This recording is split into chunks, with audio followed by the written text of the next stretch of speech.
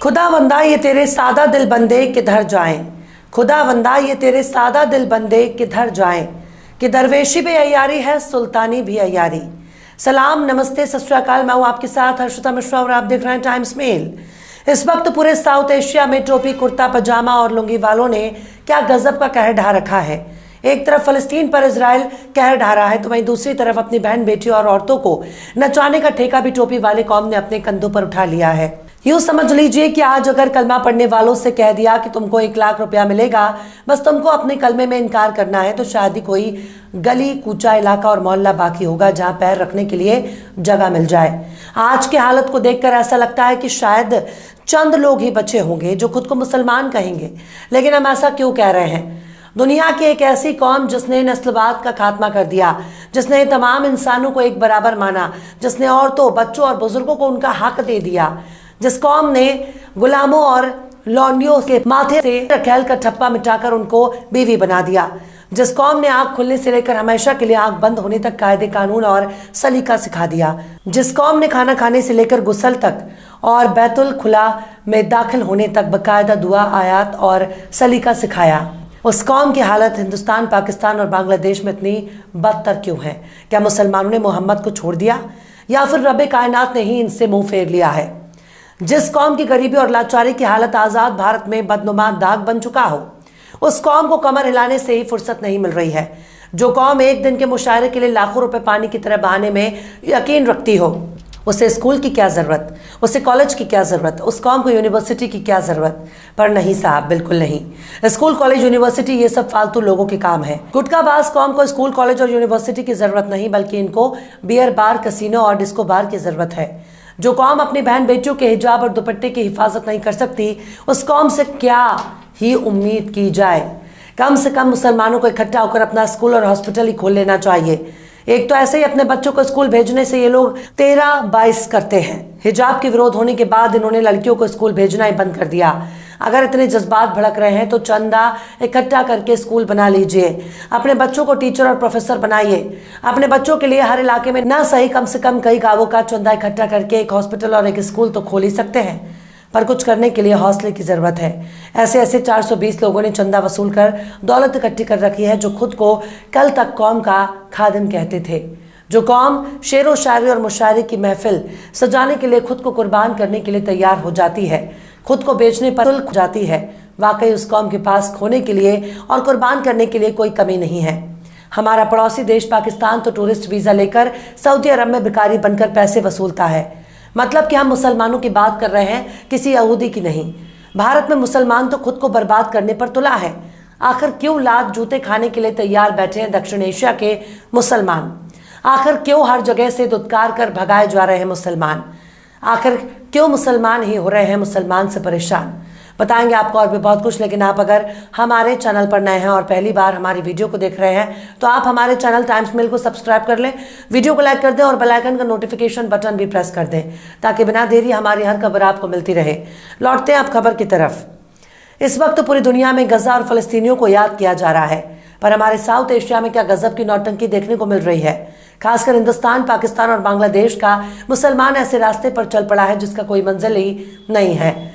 मुसलमानों को आगे बढ़ाने के लिए आखिरी पैगंबर ने इकरा यानी तालीम पर जोर दिया। हर मुसलमान को तालीम हासिल करना बिल्कुल ज़रूरी कर दिया, यानी मुसलमान को हर हाल में शिक्षा हासिल करना अनिवार्य हो गया।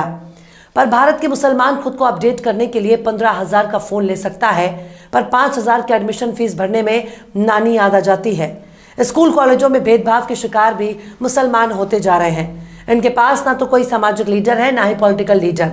अगर कोई सियासी लीडर इनकी क़यादत के लिए तैयार भी होता है, तो ये खुद ही उसे आरएसएस का एजेंट साबित करने लगते हैं। मतलब इनके पास सब कुछ है, पर कायदे की खोपड़ी नहीं है।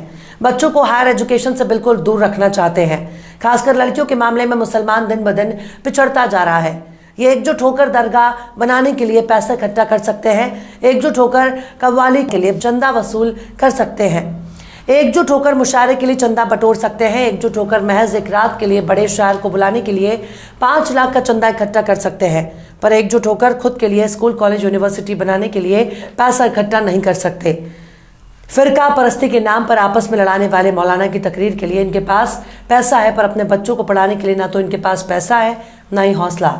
एक फर्जी मुकदमा अगर पड़ोसी पर दर्ज हो जाता है तो हफ्तों तक मोहल्ले वाले उसके घर की तरफ नजर उठाकर भी नहीं देखते। यह है मुसलमानों का हाल। यूं ही कोई बुलडोजर लेकर नहीं पहुंच जाता। मुर्दों के बीच हर चलने फिरने और टोपी लगाने वाली लोग जिंदा नहीं कहे जा सकते। जिंदा होने के लिए जिंदा नजर आना भी जरूरी है। इनके पास सब कुछ है, पर इकट्ठा होकर अपना नेता चुनकर संसद और विधानसभा में पहुंचाने की ताकत नहीं है। अगर मुसलमानों के बीच से कोई एक नेता खड़ा हो जाता है, उसको गिराने के लिए खुद इन्हीं के बीच से एक और मुसलमान खड़ा होकर मुकाबला करता है। लिहाजा ऐसे ऐसे लोग चुनाव जीतकर मुसलमानों के सिर पर तांडव करने लगते हैं, जिनको मुसलमान तो छोड़ दीजिए, हिंदुओं में ही ज्यादातर लोग नहीं जानते। मतलब आपस में लड़कर ये दूसरों को जिताने में यकीन रखते हैं, पर औकात नहीं है कि खुद का कोई नेता चुन सके जो इनकी सदन में आवाज पहुंचा सके। इस वक्त मुसलमानों ने बस एक ही महारत हासिल कर ली है, और वो है थाना। मुस्लिमों में कोई नेता मिले ना मिले, लेकिन दलाल जरूर मिल जाएंगे जो थाने की दलाली करते हैं, जो आपके बीच में घुसकर मुखबिरी करते हैं और दारू मुर्गा के लिए अपना ईमान बेच देते हैं। इसी तरह से जमीन की दलाली में मुसलमानों ने झंडे गाड़ रखे हैं। अगर शहरों की बात की जाए तो इनको पैसे की इतनी हवस है, ये दाढ़ी टोपी कर दलाली करते हैं ताकि दूर से कोई भी इनके बहुत बड़ा मुत्तकी और परहेजगार आदमी समझे, पर इनकी दाढ़ी के पीछे सारे ऐप छिपे हुए हैं। मिसाल के तौर पर दिल्ली का ओखला देख लीजिए। जब से दिल्ली और दिल्ली के आसपास के इलाकों में हिंदू मुस्लिम के बीच नफरतों का सिलसिला शुरू हुआ, तब से ही हर कोई सीधे ओखला में आना चाहता है। यहाँ कई इलाके ऐसे हैं जहाँ अवैध इमारतें बनी हुई हैं, जहाँ जरूरत पड़ने पर एम्बुलेंस और फायर ब्रिगेड भी नहीं घुस सकते। ऐसे ऐसे इलाकों में किराए पर कमरे और फ्लैट की दलाली इतनी जोर शोर से चल रही है कि ऐसा लगता है कि मानो मुसलमान इलाके के नाम पर आपको गर्दन काट कर पैसे लूट लेंगे। मुसलमानों ने रियल एस्टेट की आड़ में दलाली का ऐसा धंधा शुरू कर दिया, जिनके जेब में नजर आने वाला एक एक रुपया हरामखोरी की गवाही दे रहा है। हम ये नहीं कहते कि सारे के सारे मुसलमान ऐसे ही हैं, पर एक की वजह से जरूर 10 बदनाम हो रहे हैं। इसी तरह से इनके पास पीर फकीर बाबा झाड़ फूक करने वाले मौलवियों की लाइन लगी है, जो खुद को पीर कहते हैं, अपने मुरीदों को चंदा लेते हैं, बड़ी बड़ी आलिशान गाड़ियों में घूमते हैं। बेचारा मुसलमान भी गाड़ी पर लिखने लगता है पीर साहब का करम। मतलब कल तक अल्लाह का करम लिखने वाली कौम फर्जी पीरों के झांसे में आकर पीर साहब का करम मान बैठी है, पर पीर साहब खुद ही इनके चंदे पर मौज कर रहे हैं, विदेशों में घूम रहे हैं। बेचारे जुम्मन मियाँ पीर साहब के कदम चूम रहे हैं, और पीर साहब ने लाखों की प्रॉपर्टी चरण चुमवा कर बना ली। भूत शैतान और रूहानी इलाज के नाम पर ऐसे ऐसे मौलवियों ने अपने धंधा फैलाना शुरू कर दिया। अगर उनसे कह दिया जाए कि गजा में पहुंचकर एक भी इजरायली बम फलस्तीनियों पर गिरने से रोक दो, तो ये खुद आपको गाली देने लगेंगे। दरगाहों के बाहर इन लोगों की बड़ी बड़ी दुकानें मौजूद हैं, जहां ये रूहानी इलाज के नाम पर अपना धंधा चला रहे हैं। मतलब जिस झाड़ फूक और जादूगरी को इस्लाम में हराम करार दिया गया, जिस झाड़ फूक के धंधे में पाए जाने पर मुस्लिम देशों में सजाए मौत का प्रावधान मौजूद है, वही झाड़ फूक मौलवियों का धंधा बन चुका है। झाड़ फूक के नाम पर ये लोग जिन्नातों को अपने वश में करने का दावा करते हैं, पड़ोसी को पड़ोसी का दुश्मन बना देते हैं, भाई को भाई के जानी दुश्मन बना देते हैं, यहाँ तक कि उस भूत प्रेत के नाम पर अंधविश्वास फैलाते हैं जिसका कोई वजूद ही नहीं है। इन मौलवियों का दावा होता है कि जो लोग मर जाते हैं उनकी आत्मा इनके वश में होती है और ये उसके जरिए कुछ भी कर सकते हैं। पर अगर इनके पास इतनी ताकत है तो इजराइल जाओ और नेतन्याहू का डायपर निकाल कर लाओ। अगर इनमें इतनी ताकत मौजूद है तो जो बाइडेन से छैया छैया गाने पर डांस करके दिखवाओ। पर यकीन मानिए, अगर मुसलमान दीन दुनिया के इल्म से बिल्कुल अनजान रहेगा तो उनके साथ ऐसा ही होगा। मुसलमान चुपचाप खुद का स्कूल, कॉलेज, यूनिवर्सिटी, यहाँ तक कि हॉस्पिटल भी बना सकते हैं, पर इसके लिए मुशायरे से दूरी बनानी पड़ेगी। लाखों रुपए लेकर एक रात के लिए शायरी करने वाले भाड़े के शायर कभी आपके नेता नहीं बन सकते। पीर मौलवियों और तकरीर करने वाले मौलानाओं के पीछे पैसे बर्बाद करने से अच्छा है कि खुद के लिए स्कूल तैयार करो, अपने बच्चों को बड़े से बड़ा कारोबारी बनाओ, वरना आपकी औकात केवल सरकारी फाइलों में कैद हो जाएगी। इसलिए दहेज के पीछे मत भागो, पहला वाला प्यार के चक्कर में मत भागो, इश्क मोहब्बत की पैतरेबाजी में मत फंसिए, अपनी मंजिल की तरफ दौड़ लगाओ, वरना तुम्हारी आने वाली नस्लें तुमको लानत भेजेंगी। बहरहाल चलते चलते आखिर में अल्लामा इकबाल ने भी क्या खूब फरमाया है, तुम में हूरों का कोई चाहने वाला ही नहीं, तुम में हूरों का कोई चाहने वाला ही नहीं, जलवाए तूर तो मौजूद है, मूसा ही नहीं।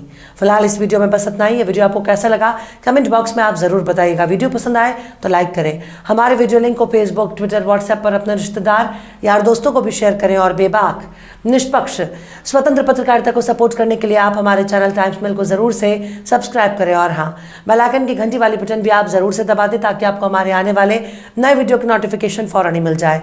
फिर मिलता है किसी और वीडियो में एक नई खबर के साथ। हर्षिता मिश्रा को दीजिए इजाजत। जय हिंद।